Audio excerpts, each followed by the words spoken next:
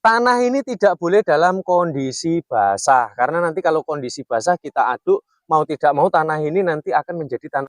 Keunggulan dari media tanam ini adalah selain bahan-bahannya mudah untuk kita dapatkan, keunggulan lain tidak perlu melakukan pemupukan ulang hingga masa panen selesai. Berbagi tutorial, kalau tidak ada pembuktian dari hasil tutorialnya, tentu akan membuat ragu bagi siapapun yang mendengarnya.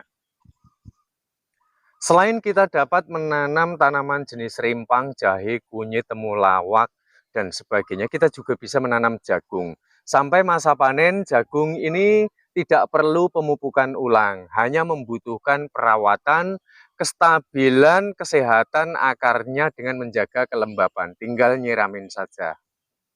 Media tanam ini juga sangat bagus sekali untuk beragam jenis sayuran ya, seperti kangkung, oyong, gambas, ketimun, bahkan buah semangka, seperti juga kacang, terus kemudian kedelai, dan semua jenis sayur-sayuran ini sangat cocok sekali.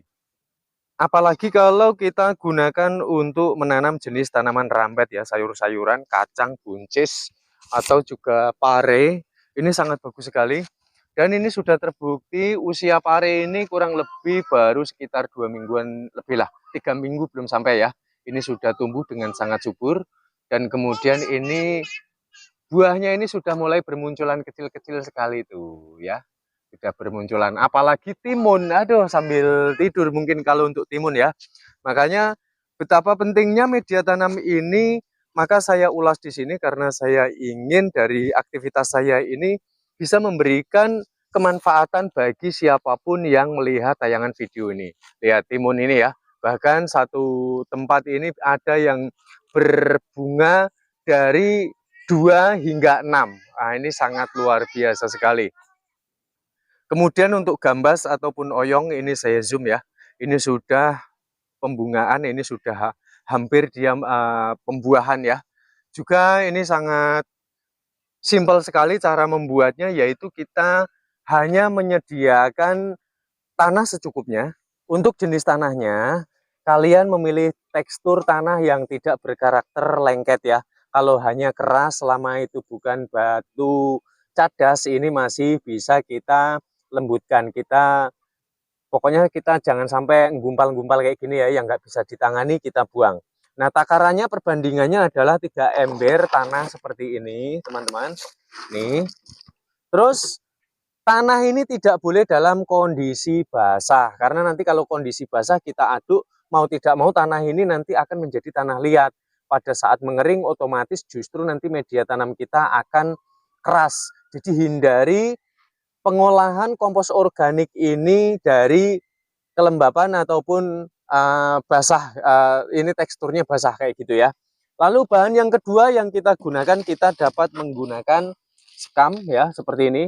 Kalian juga bisa menggunakan dedaunan kering yang ada di sekitar rumah kalian, daripada tidak terpakai juga porak-poranda, lebih baik kita gunakan untuk tanaman karena ini sangatlah bagus.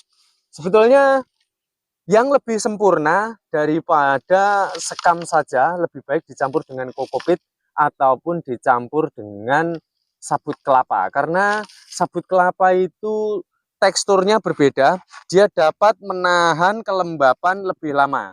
Ini terbukti ya. Saya akan mengambilkan, nih saya ambil dari areal tanaman saya. Jadi ini tidak usah dicampurkan pun nggak apa-apa, kalau sabut kelapa cukup nanti kita lilitkan. Jadi supaya nanti kelembapan di sekitar sabut kelapa ini akan tetap terjaga dengan adanya sabut kelapa ataupun kokopit tersebut. Saya kembalikan dulu teman-teman. Dan takarannya untuk sabut kelapa ataupun kokopit atau sekam yang dicampur dengan dedaunan kering, ini 1 ember. Jadi tanahnya 3 ember, sekam atau kokopitnya 1 ember, dan kemudian ini sangat penting sekali. Jadi kalian tidak perlu memupuk tanaman kalian sampai masa panen selesai. Ini berkat ini. Ini adalah bekas bakaran limbah rumah tangga. Jadi saya ambil yang sudah menjadi abu. yang dicampur dengan kotoran ternak yang ada di rumah kita. Boleh kotoran sapi, kotoran kambing, ataupun kotoran ayam. Nah, ini kotoran ayam yang sudah memang saya campur, saya turut sertakan, saya bakar bersama limbah-limbah rumah tangga yang ada di rumah saya. Baiklah, ini langsung saya tuang kotoran ternak yang dicampur dengan bakaran limbah rumah tangga tadi ya, diambil abunya ya. Dan untuk sekamnya ini sebaiknya teman-teman, sekamnya ini langsung dicampurkan. Karena saya nggak ada sekam lagi, sekamnya takarannya 1 ember ya. Langsung kalian aduk hingga merata. Karena jenis tanaman rimpang, umumnya rimpang jahe, kunyit, juga lengkuas, itu sangatlah menyukai dengan kelembapan. Maka dari itu, fungsi dari kompos tersebut ini adalah yang pertama, untuk menjaga tingkat kegemburan tanah agar tanah tidak akan segera memadat. Karena rimpangnya itu nanti dia akan muncul di media tanamnya. Jadi nggak boleh ini memadat sedikit pun, tidak boleh. Lalu manfaat yang berikutnya, kompos organik ini selain banyak memiliki nutrisi, dia dapat menjaga tingkat kelembapan karena jenis rimpang-rimpangan sangatlah menyukai kelembapan. Jadi ini sangat pas sekali jika kalian ingin berbudidaya tanaman rimpang jahe, kunyit, ataupun lengkuas. Nah, di sini saya akan mencoba memberikan sampelnya kepada kalian. Oh iya, ini yang sudah kita aduk ini, jadi kalian nggak perlu lagi nunggu. Jadi langsung bisa kita gunakan. Dengan catatan kotoran ternaknya ini sudah stok lama ya. Bekas abu, bakaran limbah rumah tangganya stok lama dan semuanya stok lama. Jadi jangan sampai menggunakan yang baru saja diproses. Maka hasilnya akan seperti ini. Tuh ya. Jika dirasa mungkin ada gumpalan-gumpalan atau ada batu yang kira-kira dapat mengganggu, kalian bisa singkirkan sendiri. Percaya atau tidak, kalau untuk menanam jagung di media terbuka ya, di tanah normal yang hanya dicampur dengan pupuk seadanya, jika dibanding dengan media tanam ini, saya berani adu. Hasilnya, tingkat kesuburannya, sama-sama tidak dipupuk sampai masa panen, saya berani adu. Nah, jadi teman-teman dapat menggunakan karung-karung bekas yang tidak terpakai, bisa juga dengan menggunakan galon yang sudah tidak terpakai. Jadi pertama yang akan saya ulas adalah cara memotong galon yang benar supaya nanti media tanam kita ini bisa subur, juga memiliki hasil panen melimpah. Jadi kita ambil di bagian pucuknya saja seperti ini. Dengan tujuan media tanam kita ini akan memiliki keluasan. Nah, jadi saya pernah praktek juga memotong, saya potong sebagian ini, hasilnya masih kalah dengan yang seperti ini. Jadi untuk tutupnya yang bekas potongan ini kalian kalau bisa jangan dibuang karena ini galonnya ini bekas ya, saya dikirim oleh kawan, ini sudah dipotong dari sana. Jadi biarkan nanti seperti ini. Nah, nanti potongannya ini nanti untuk tampungan air. Ketika turun hujan atau kita menyirami, kita bisa memberikan stok di bekas potongannya tersebut. Nanti ketika dia sudah mengering, kita tinggal membalikkan seperti ini. Nah, keunggulan lagi dengan menggunakan galon ini tadi, kita tidak bolak-balik nyirami karena ini. Jadi kalian wajib memberikan sirkulasi. Jadi kalian yang menanam dengan media apapun, kalau tidak dilubangi, maka tanaman tersebut akan kerdil kalau tumbuh ya. Malah kebanyakan akan menguning dan mati. Nah, seperti itu.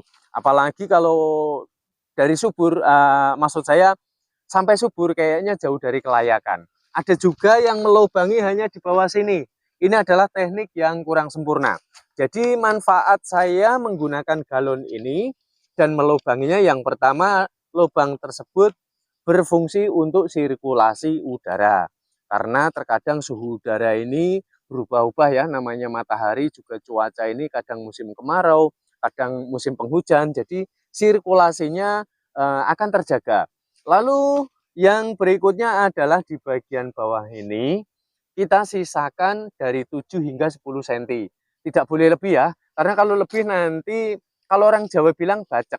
Tapi kalau bahasa Indonesianya, akarnya ini nanti akan mulai membusuk karena akibat genangan air yang terlalu tinggi. Nah, manfaat dari air ini supaya nanti akar yang keluar, yang menyentuh di bagian bawah di sini, ketika kita telat nyiramin, maka media tanam kita ini tetap akan subur karena di bawahnya ini ada genangan air. Nah, udah paham ya sekarang manfaat dari sistem pelubangan ini dan jaraknya dari 7 hingga 10 cm.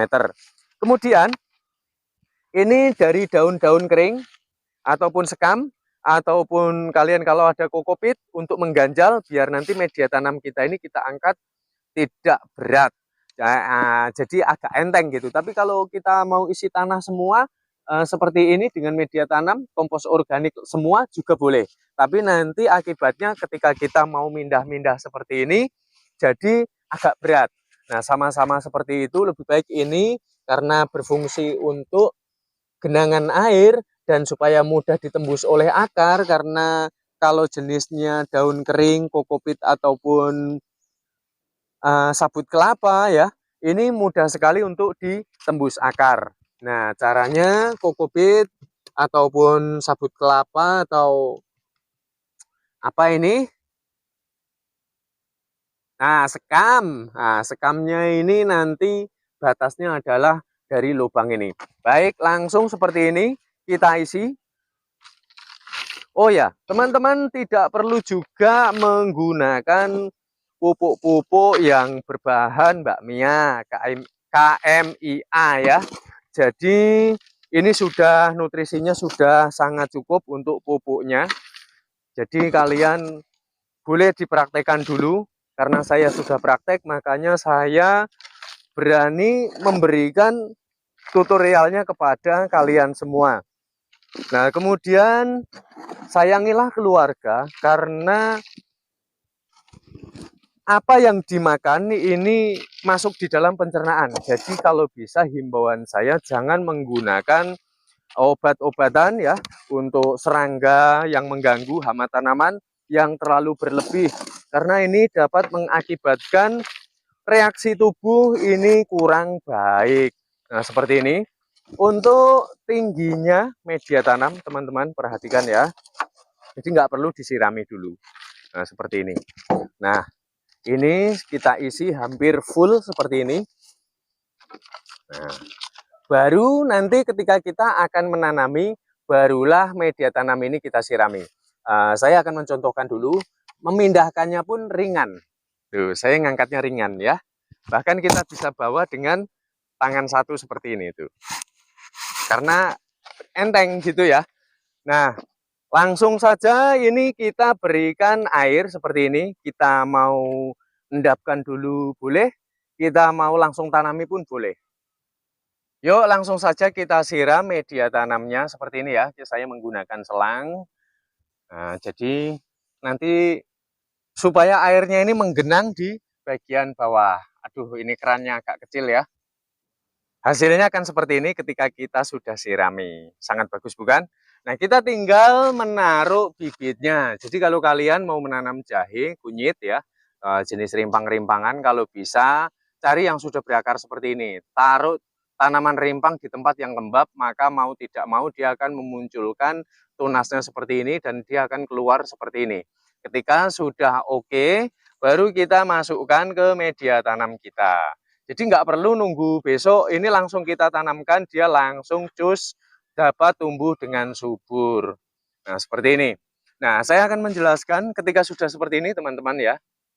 Cara perawatannya, karena ini belum tumbuh ya. Nah, jadi seperti ini saja.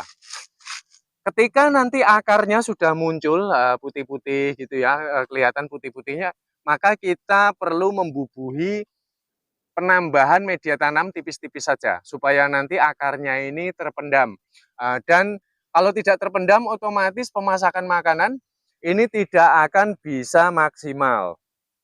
Coba perhatikan ketika kita sudah sirami, media tanam kita akan susut, dia akan kempes menurun karena dia akan mulai memadat ya. Nah, ketika sudah tumbuh seperti ini teman-teman, lihat caranya yang harus kita lakukan.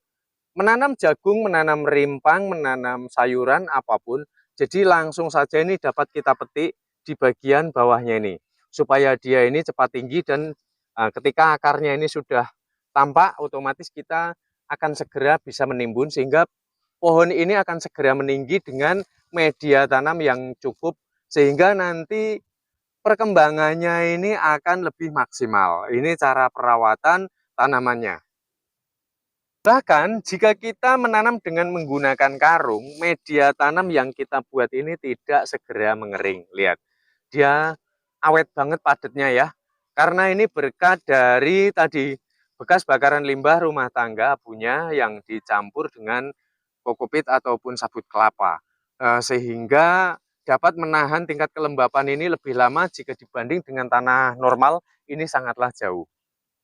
Jika kita merawat tanaman gambas, caranya ketika sudah tumbuh ya, seperti ini teman-teman, sudah dia mulai ngerambat, untuk daun di bagian bawah ini harus segera kita hilangkan. Nah, karena ini tidak memiliki prospek ya.